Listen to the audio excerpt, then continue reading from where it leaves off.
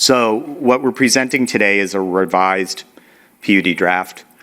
As I go through the next several slides, I'll kind of explain not only kind of what the vision is today, but maybe how the vision may be evolving based on things that we've heard and learned.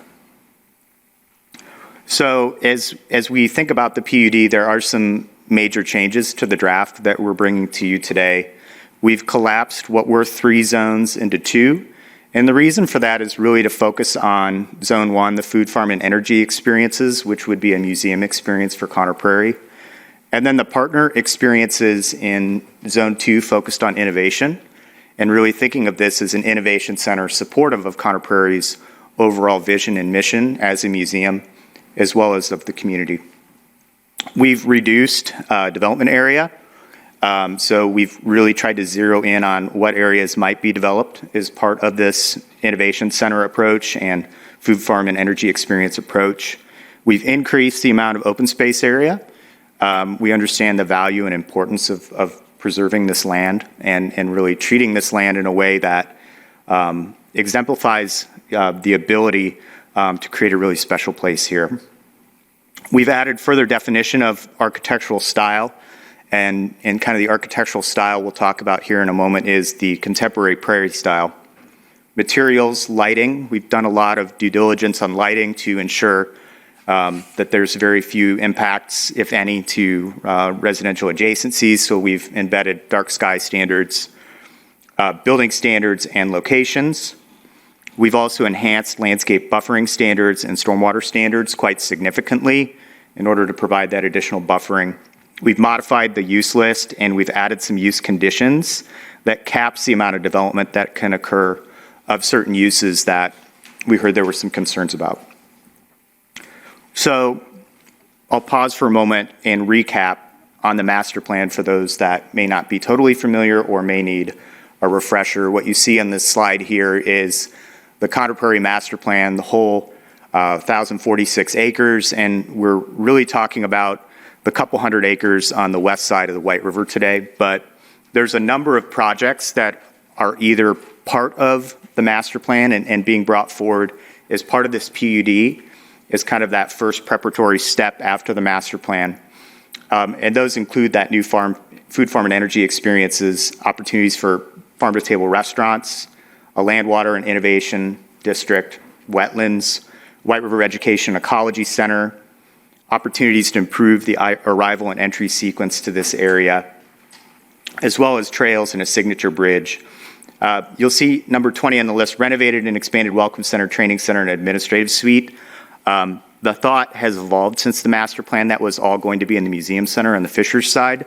And the thought now is that a lot of those museum functions could occur as part of this Innovation Center as well. And zooming in on what we call the concept plan, that I want to remind everyone is subject to evolution. I would call this a moment in time. So as we're filing this PUD, the text and the standards within the text will really drive the development. And this concept plan will be revised into a development plan prior to this project moving forward. So you can see where the different components lay out and how we are really trying to create an intentional campus feel with significant landscaped areas, significant attention paid towards restoring and improving upon wooded areas, removing invasives, allowing for that public trail access and access along the White River, as well as really identifying an opportunity for another museum experience, telling the story of both Eli Lilly's time on the land and then also looking towards the future from a food, farm, and energy perspective. I mentioned contemporary prairie-style architecture. I won't go through all of this, but what's important to note, and if you see the images here, Conner Prairie is trying to create something really special, something that exemplifies innovation and an eye towards the future, but then also a link back to the past. And so how do we create something that's authentic, that is of the land? And so we've worked with our team's architect, Delve, to develop this contemporary prairie-style architecture that's really focused on 5 elements: connection of indoor and outdoor experiences and spaces, strong horizontal elements, craftsmanship, natural material, and incorporated built elements to form masses. So really intentional architecture. There will be no franchise architecture that's included as part of this development area. And then a recap on the different zones, just as a reminder. This is kind of a moment in time again. These areas are continuing to evolve, but in general, if we think about the food, farm, and energy experience, it would have a welcome center. It would have a number of farm fields as well as experiences that would be user-based. This would be a ticketed area.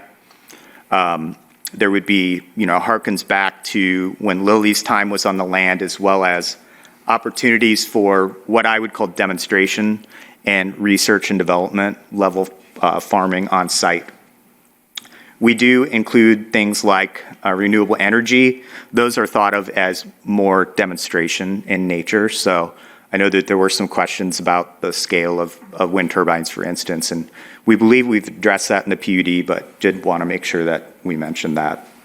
And then as we think about entry to the site, so this would be looking from the Harvest Church entrance. This would be a gated service entrance that you would see here. The primary entrance would be a little bit further south at the roundabout. But you can see how, Conner Prairie, as part of this process, really wants to create an intentional campus-like feel. You can see how the edge has been landscaped, how there are modern structures blended with some existing structures, such as the Lilly Farm office that exists on the road. And every effort would be made to preserve trees and improve upon the landscape in that edge. As we think about the Land, Water, and Energy Innovation District, the River Education and Ecology Center is a landmark opportunity to create something really special, and this would be in collaboration with multiple partners. And the thought there is, how do we link to educate and really bring attention to the White River? And you can see with the River Education and Ecology Center, looking south here, the scale of development that we're thinking about. I will offer, though, as we've written this PUD, we've actually decreased the amount of development that isn't shown in these renderings. They're a moment in time, again, from the master plan, but we do have a couple slides that show how that will change over time. And then as we consider kind of the southern area, so the River Road, Cherry Creek Boulevard entrance, this is, again, the type of edge that we'd like to create along River Road, the landscape standards that we've provided, as well as the improvements that are being made to River Road and have been made to River Road, and linkages to the trail that Carmel Clay Parks is going to be working on, will really allow for this to be a really special edge. The idea there is that we have a landscape character and narrative that carries on throughout, so this is thought of as a holistic campus-like feel. And again, thinking about development and really the architectural style of development being in one cohesive style throughout this area. I mentioned the two zones. So the area in kind of a teal up towards the north is Zone 1. That's the food, farm, and energy experience. That would be a ticketed area as Conner Prairie envisions it today. And then the area in pink to the south, Zone 2, is the Land, Water, and Energy Innovation District.